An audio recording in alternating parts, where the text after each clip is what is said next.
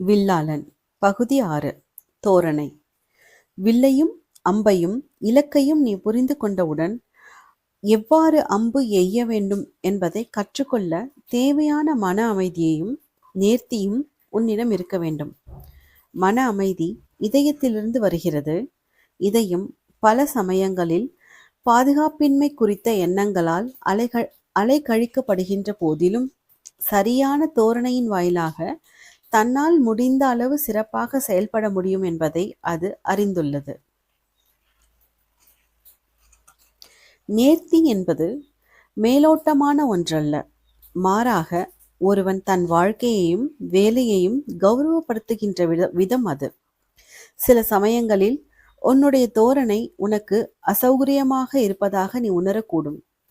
அது தவறு என்றோ அல்லது செயற்கையானது என்றோ கருதாதே. அந்த உணர்வு மெய்யானதுதான். அது கடினமாக இருப்பதுதான் அதற்கு காரணம். அந்த இலக்கு வில்லாளனின் கண்ணியத்தால் தான் கௌரவிக்கப்பட்டுள்ளதாக உணர்வதற்கு அது இடமளிக்கிறது. தோரணைகளில் மிகவும் அசௌகரியமானது நேர்த்தியாக இருப்பதுதான்.